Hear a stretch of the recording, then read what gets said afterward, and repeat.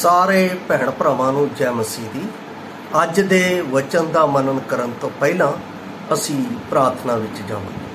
ਦਿਆਲੂ ਪ੍ਰਭੂ, ਅਸੀਂ ਤੇਰਾ ਧੰਨਵਾਦ, ਤੇਰੀ ਮਹਿਮਾ, ਤੇਰੀ ਵਡਿਆਈ ਕਰਦੇ ਹਾਂ। ਤੂੰ ਰਾਜਿਆਂ ਦਾ ਰਾਜਾ, ਪ੍ਰਭੂਆਂ ਦਾ ਪ੍ਰਭੂ, ਸਰਬ ਸ਼ਕਤੀਮਾਨ, ਸਰਬ ਵਿਆਪੀ, ਸਰਵਗਿਆ ਪਰਮੇਸ਼ਰ ਹੈ। ਹਮੇਸ਼ਾ ਸਾਡੇ ਨਾਲ ਆਪਣੇ ਭਰਾਪਨ ਦੇ ਪ੍ਰੇਮ ਦੇ ਨਾਲ ਸਾਨੂੰ ਆਪਣੇ ਰਾਜ ਵਿੱਚ ਲੈ ਕੇ ਚੱਲਦਾ ਹੈ ਅਤੇ ਨਿਤ ਪ੍ਰਤੀ ਦਿਨ ਆਪਣੀਆਂ ਯੋਜਨਾਵਾਂ ਨੂੰ ਜੋ ਸਾਡੇ ਜੀਵਨ ਦੇ ਲਈ ਲੋੜੀਂਦੀਆਂ ਨੇ ਉਹਨਾਂ ਨੂੰ ਸਾਡੇ ਜੀਵਨ ਵਿੱਚ ਪ੍ਰਗਟ ਕਰਦਾ ਹੈ ਅਤੇ ਉਸ ਦੇ ਅਨੁਸਾਰ ਸਾਨੂੰ ਚਲਾਉਂਦਾ ਹੈ। ਅਸੀਂ ਉਸ ਦੇ ਲਈ ਤੇਰਾ ਧੰਨਵਾਦ ਕਰਦੇ ਹਾਂ। ਅੱਜ ਦੇ ਵਚਨ ਦੇ ਨਾਲ ਵੀ ਅਸੀਂ ਅਜਿਹੀਆਂ ਕੁਝ ਗੱਲਾਂ ਤੇਰੇ ਕੋਲੋਂ ਸਿੱਖ ਕੇ ਤੇਰੀ ਮਹਿਮਾ ਕਰ ਸਕੀਏ, ਤੇਰੇ ਨਾਮ ਨੂੰ ਆਦਰ ਦੇ ਸਕੀਏ। ਸਿਖਾਉਣ ਵਾਲੇ ਨੂੰ ਅਤੇ ਸਿੱਖਣ ਵਾਲੇ ਨੂੰ ਅਤੇ ਪਰਮੇਸ਼ਰ ਪਿਤਾ ਤੇਰੀ ਮਰਜ਼ੀ ਨੂੰ ਜੋ ਇਸ ਵਚਨ ਦੇ ਨਾਲ ਸਾਡੇ ਜੀਵਨ ਦੇ ਵਿੱਚ ਹੈ ਉਸ ਨੂੰ ਪ੍ਰਗਟ ਹੋਣ ਦੇ ਲਈ ਮਦਦ ਕਰ। ਸਾਰੇ ਆਦਰ ਮਹਿਮਾ ਆਪ ਨੂੰ ਦਿੰਦੇ ਹੋਏ ਵਿੱਚ ਬੇਨਤੀ ਪ੍ਰਭੂ ਯਿਸੂ ਮਸੀਹ ਦੇ ਪਵਿੱਤਰ ਤੇ ਸਮਰਥੀ ਨਾਮ ਵਿੱਚ ਹੋਵੇ। ਆਮੀਨ।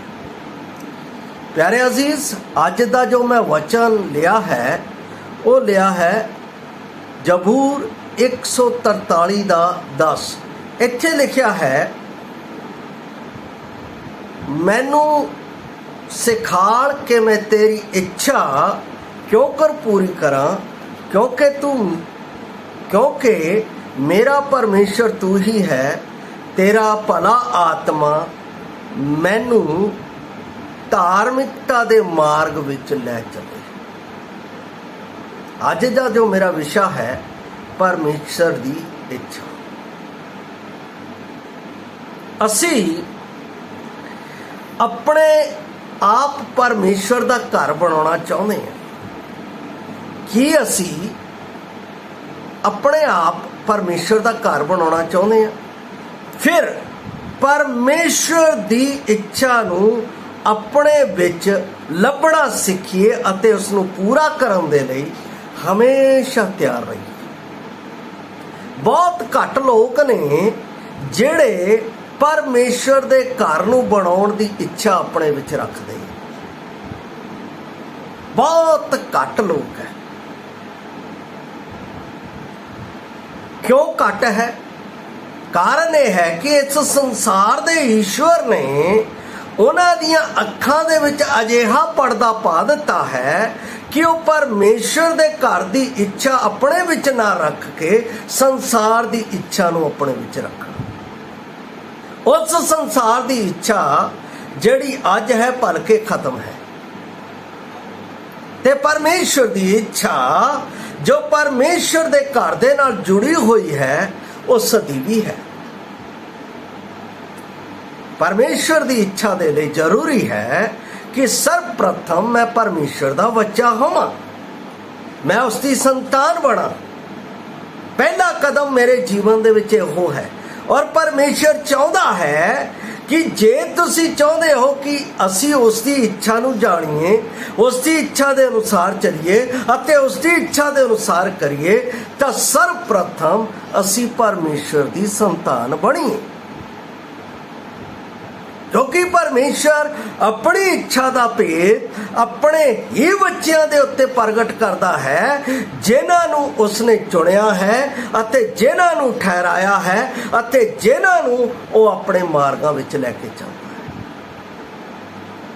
ਸਵਾਲ ਇਹ ਹੈ ਕਿ ਮੈਂ ਪਰਮੇਸ਼ਰ ਦਾ ਬੱਚਾ, ਕੀ ਅਸੀਂ ਪਰਮੇਸ਼ਰ ਦੀ ਸੰਤਾਨ ਬਣ ਚੁੱਕੇ ਹਾਂ? ਜੇ ਪਰਮੇਸ਼ਰ ਦੀ ਸੰਤਾਨ ਬਣ ਚੁੱਕਿਆ ਤਾਂ ਉਹਦੀ ਇੱਛਾ ਸਾਡੇ ਵਿੱਚ ਉਜਾਗਰ ਹੋਵੇਗੀ।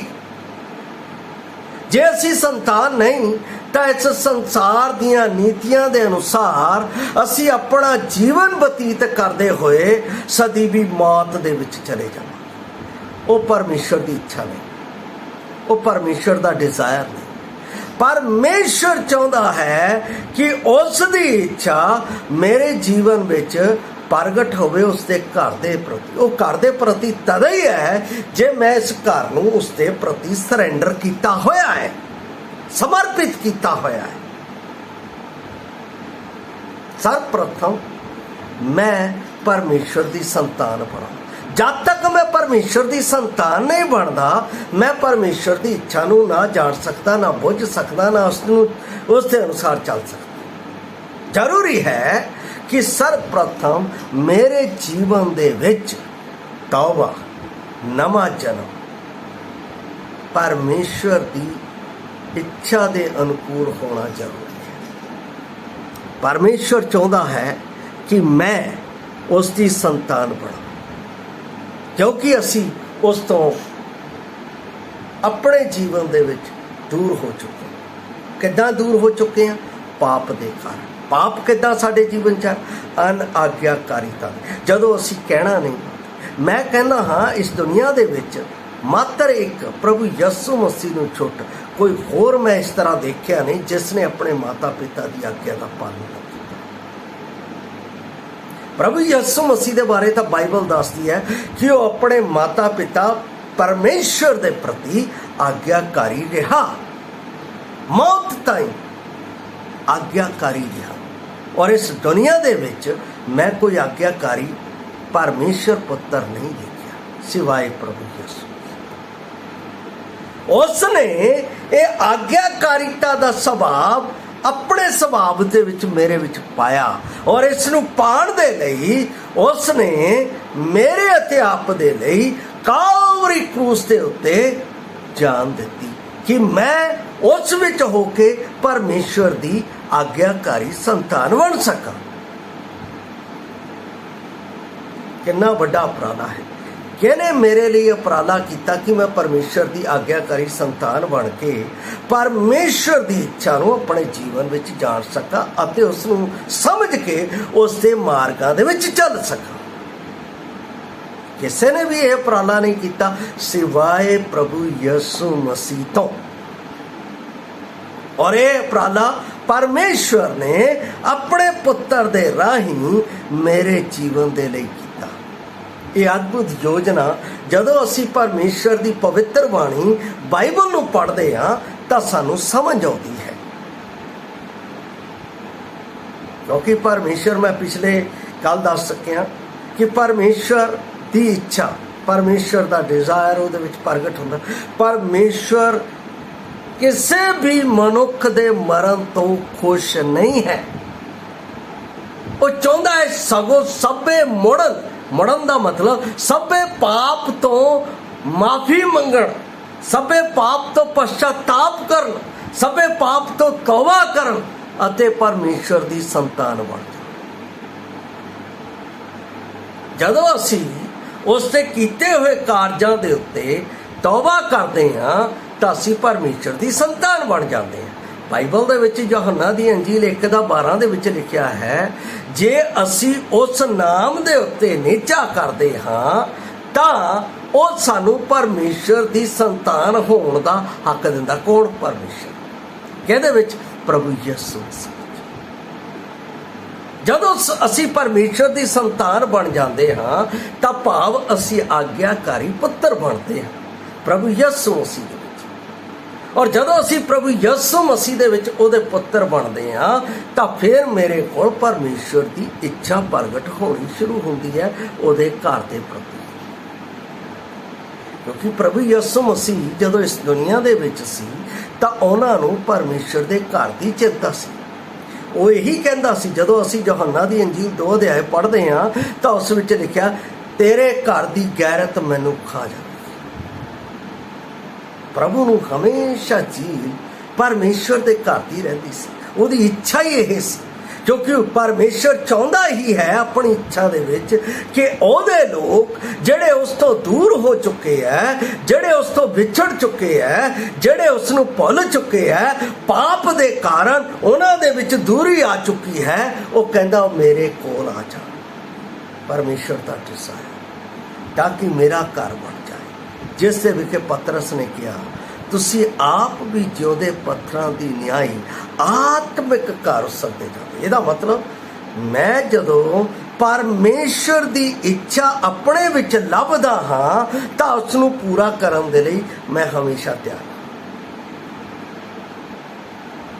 अज दुनिया दे विच लोग की कर रहे हैं? कोई बड़ा इंसान बनना चाहता है, कोई अपने घर नूं बनाउणा चाहता है, कोई अपनी इज्जत दे विच भज रहा, कोई कुछ कर रहा। हर एक दे कुछ ना कुछ मनोरथ है। पर प्यारो, ਕੀ ਸਾਡੇ ਮਨੋਰਥ ਪਰਮੇਸ਼ਵਰ ਦੇ ਘਰ ਦੇ ਨਾਲ ਜੁੜੇ ਹੋਏ ਆ? ਜੇ ਜੁੜੇ ਹੋਏ ਆ ਤਾਂ ਅਸੀਂ ਇਹ ਜ਼ਰੂਰ ਸਮਝ ਲਈਏ ਕਿ ਪਰਮੇਸ਼ਵਰ ਦੀ ਇੱਛਾ ਮੇਰੇ ਵਿੱਚ ਹੈ। ਪਰਮੇਸ਼ਵਰ ਆਪਣੀ ਇੱਛਾ ਨੂੰ ਮੇਰੇ ਵਿੱਚ ਪ੍ਰਗਟ ਕਰ ਰਿਹਾ ਹੈ ਜੇ ਉਹਦੇ ਘਰ ਦੇ ਪ੍ਰਤੀ। ਅੱਜ ਬਹੁਤੇ ਲੋਕ ਪਰਮੇਸ਼ਵਰ ਦੇ ਘਰ 'ਚ ਜਾਣ ਦੇ ਲਈ ਪਤਾ ਨਹੀਂ ਕੀ ਕੰਮ ਕਰਦੇ ਆ, ਉਹ ਟਾਈਮ 'ਤੇ ਨਹੀਂ ਆਉਂਦੇ ਆ। ਦੂਸਰੀ ਗੱਲ, ਟਾਈਮ 'ਤੇ ਆਉਣ ਦੀ ਗੱਲ, ਉਹ ਬਹਾਨੇ ਇਹ ਲੱਭਦੇ ਆ ਕਿ ਕੋਈ ਆ ਗਿਆ, ਕੋਈ ਰਿਸ਼ਤੇਦਾਰ ਆ ਗਿਆ, ਕੋਈ ਇਸ ਤਰ੍ਹਾਂ ਆ ਗਿਆ। ਉਹ ਪਰਮੇਸ਼ਵਰ ਦੇ ਡਿਜ਼ਾਇਰ ਨੂੰ ਪਰਮੇਸ਼ਵਰ ਦੀ ਸੰਤਾਨ ਹੋ ਕੇ ਵੀ ਪੂਰਾ ਨਹੀਂ ਕਰਦੇ। ਕਿਉਂਕਿ ਉਹਨਾਂ ਦੀ ਇੱਕ ਅੱਖ ਸੰਸਾਰ ਦੇ ਵਿੱਚ ਹੈ, ਇੱਕ ਅੱਖ ਪ੍ਰਭੂ ਵਿੱਚ। ਉਹ ਕਦੇ ਸਫਲ ਨਹੀਂ ਹੋ ਸਕਦੇ। ਬਾਈਬਲ ਦੇ ਵਿੱਚ ਪ੍ਰਭੂ ਯਿਸੂ ਮਸੀਹ ਨੇ ਕਿਹਾ, ਕੋਈ ਮਨੁੱਖ ਦੋ ਮਾਲਕਾਂ ਦੀ ਸੇਵਾ ਨਹੀਂ ਕਰ ਸਕਦਾ। ਉਹ ਡੁੱਬ ਜਾਵੇਗਾ, ਨਾਸ਼ ਹੋ ਜਾਵੇਗਾ। ਉਹ ਇੱਕ ਦੀ ਬੁਰਾਈ ਕਰੇਗਾ ਤੇ ਇੱਕ ਨੂੰ ਚੰਗਾ ਕਹੇਗਾ। ਪਰਮੇਸ਼ਵਰ ਦਾ ਡਿਜ਼ਾਇਰ ਹੈ, ਪਰਮੇਸ਼ਵਰ ਦੀ ਇੱਛਾ ਹੈ। ਪਰਮੇਸ਼ਵਰ ਸਾਡੇ ਜੀਵਨ ਦੇ ਵਿੱਚ ਅਧਿਕਾਂਸ਼ ਲੋਕ ਆਪਣੀ ਇੱਛਾ ਦੇ ਅਨੁਸਾਰ ਪੈਸਾ ਖਰਚ ਕਰਦੇ ਆ, ਛੁੱਟੀਆਂ ਦੇ ਲਈ ਖੁਦ ਯੋਜਨਾਵਾਂ ਬਣਾਉਂਦੇ ਆ, ਆਪਣੀ ਇੱਛਾ ਦੇ ਸਮੇਂ ਦਾ ਆਪ ਉਪਯੋਗ ਕਰਦੇ ਆ। ਮੇਰੇ ਜੀਵਨ ਵਿੱਚ ਪੂਰਨ ਗੱਲਾਂ, ਪੂਰਨ ਰੀਤ ਨਾਲ ਆਸ਼ੀਸ਼ ਆਵੇ, ਇਹ ਇੱਛਾ ਰੱਖਦੇ ਆ ਤਾਂ ਕਿ ਮੈਂ ਲੋਕਾਂ ਨੂੰ ਦੱਸ ਸਕਾਂ, ਮੈਨੂੰ ਪਰਮੇਸ਼ਰ ਨੇ ਆਹ ਦਿੱਤਾ, ਮੇਰੇ ਪਰਮੇਸ਼ਰ ਨੇ ਆਹ ਕੀਤਾ, ਮੇਰੇ ਪਰਮੇਸ਼ਰ ਨੇ ਆਹ ਕੀਤਾ। ਮੈਂ ਪਰਮੇਸ਼ਰ ਲਈ ਕੀ ਕੀਤਾ ਇਹ ਨਹੀਂ, ਮੈਂ ਪਰਮੇਸ਼ਰ ਲਈ ਕੀ ਕਰ ਰਿਹਾ ਇਹ ਨਹੀਂ। ਦਾਊਦ ਬਾਦਸ਼ਾਹ ਕੀ ਕਹਿ ਰਿਹਾ? ਮੈਂ ਇਸ ਵਚਨ ਨੂੰ ਆਪ ਦੇ ਅੱਗੇ, ਜਦੋਂ 25 ਅਧਿਆਏ ਜ਼ਬੂਰਾਂ ਦੀ ਪੁਸਤਕ ਉਸ ਦਾ 4 ਤੇ 5 ਆਇਤ ਪੜ੍ਹਦਾ ਹਾਂ ਤਾਂ ਇੱਥੇ ਕੀ ਕਹਿੰਦਾ? ਹੇ ਯਹੋਵਾ, ਆਪਣੇ ਰਾਹ ਮੈਨੂੰ ਦਿਖਲਾ ਅਤੇ ਆਪਣਾ ਪਥ ਮੈਨੂੰ ਸਿਖਾ। 5 ਵਿੱਚ ਕਹਿੰਦਾ ਹੈ, ਮੈਨੂੰ ਆਪਣੇ ਸੱਤ ਦੇ ਰਾਹ ਤੇ ਚੱਲਣ ਦੀ ਸਿੱਖਿਆ ਦੇ, ਕਿਉਂਕਿ ਤੂੰ ਮੇਰਾ ਮੁਕਤੀ ਦਾਤਾ ਪਰਮੇਸ਼ਰ ਹੈ। ਮੈਂ ਦਿਨ ਭਰ ਤੇਰੀ ਹੀ ਰਾਹ ਚਾਹੁੰਦਾ ਰਹਿਣਾ।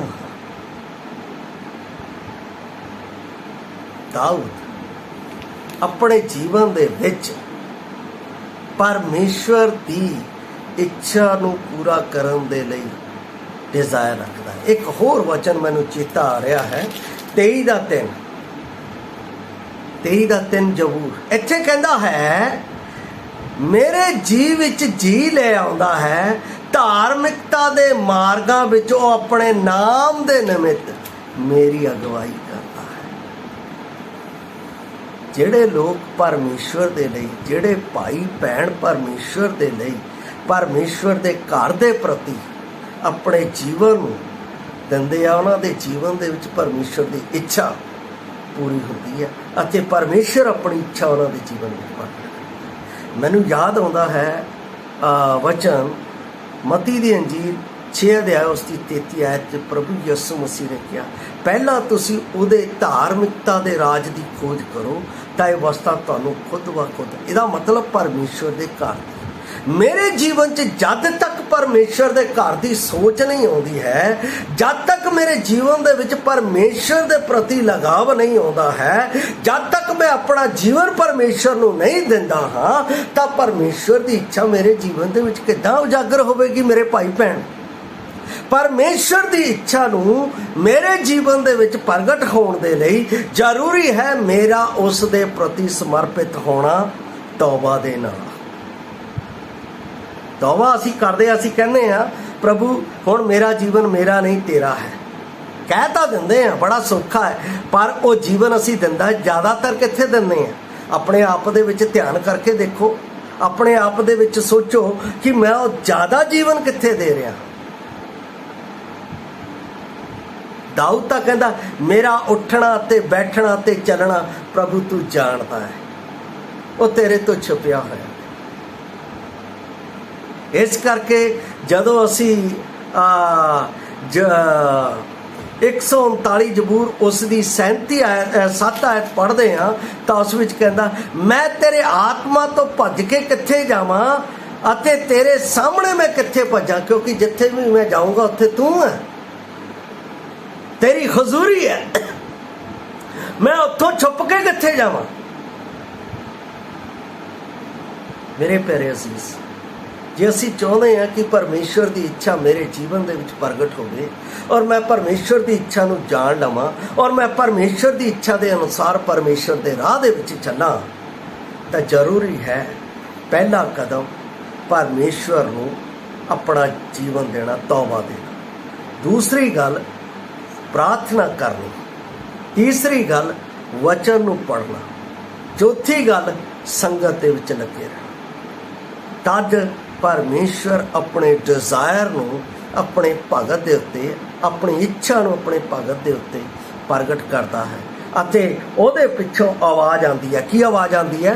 यशाया की पुस्तक जदों मैं उस दी 30 अध्याय उस दी 21 आयत पढ़दा हाँ तो इत्थे लिखिया है, चाहे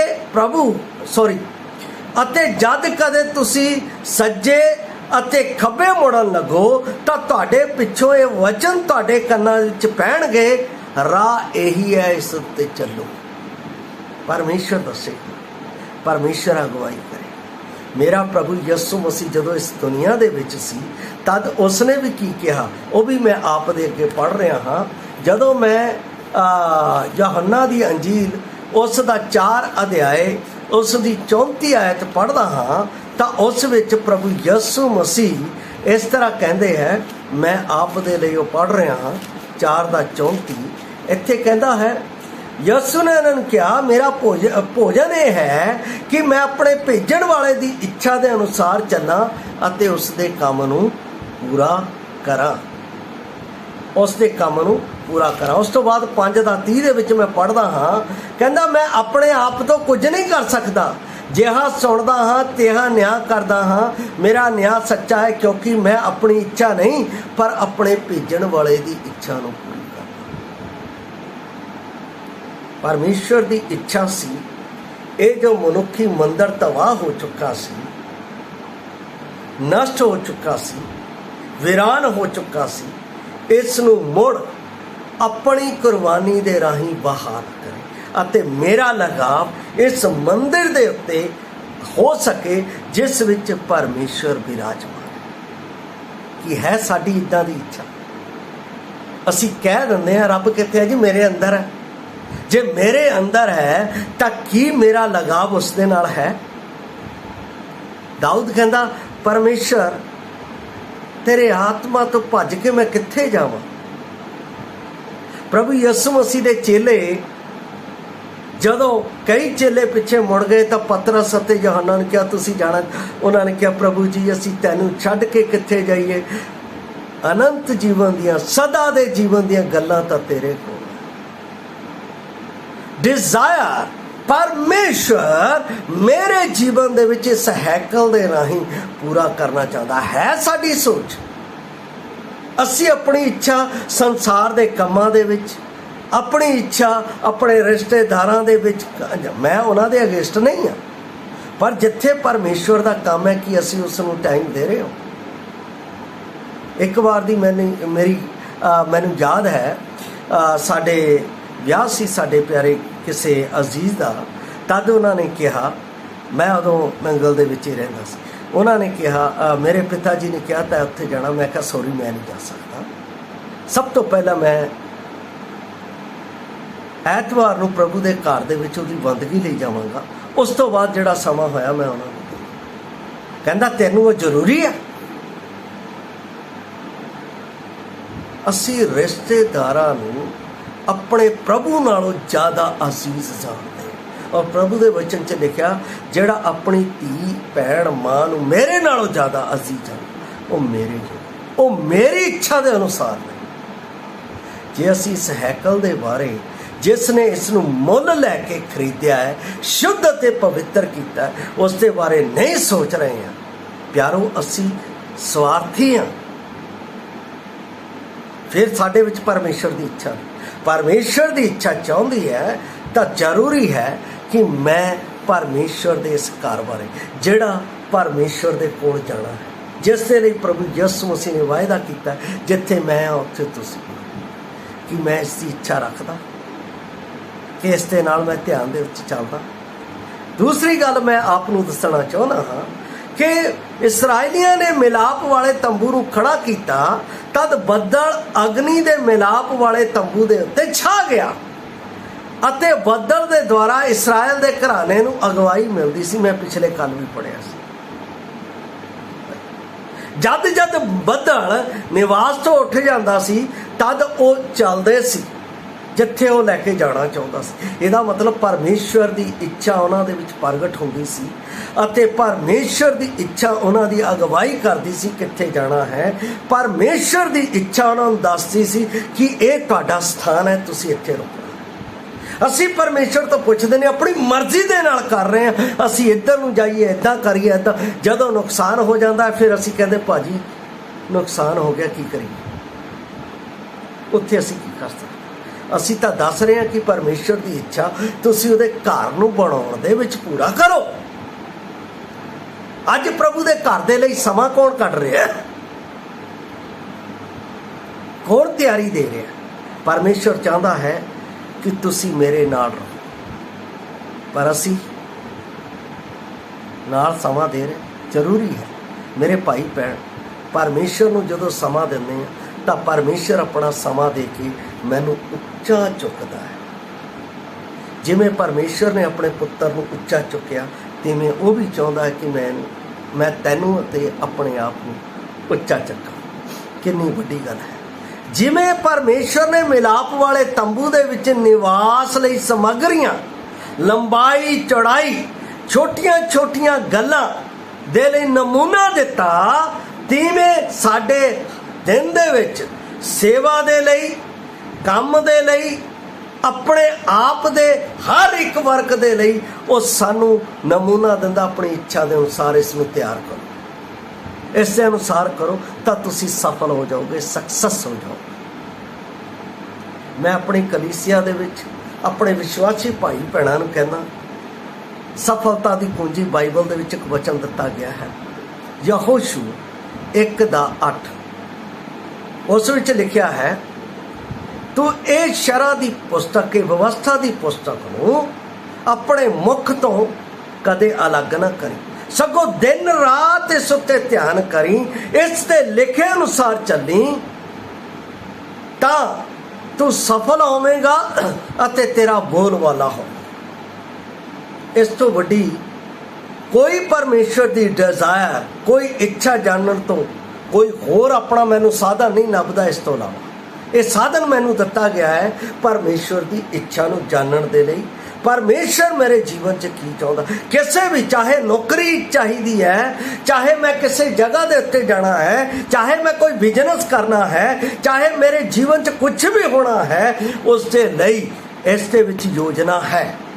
जिस तरह इसराइलियां नूं तंबू बनाने दे लई योजना दी, जिस तरह परमेश्वर ने उन्हां नूं कनान नूं जितण दे लई योजना दी, तिवें मेरे जीवन दे विच भी परमेश्वर दी इच्छा पूरी करन दे लई इस दे विच योजना दी है। मेरे भाई अते भैन, सर्वप्रथम अपना जीवन उसनूं समर्पित कर दो, उस तो उपरांत प्रार्थना करो, उस तो उपरांत वचन पढ़ो, उस तो उपरांत संगति करो। तुहानूं परमेश्वर की आवाज़ तुहाडे कन्नां दे विच आवेगी, राह ही इस ते चलो, परमेश्वर तुहानूं सफलता दे। जे तुसीं सफलता चाहुंदे हो तो जरूरी है परमेश्वर की इच्छा अपने जीवन दे विच उसनूं समर्पित करके जाओ। परमेश्वर आप दे जीवन दे विच इस तरह होने के लिए मदद करे। जय मसीह दी, मारा लागा।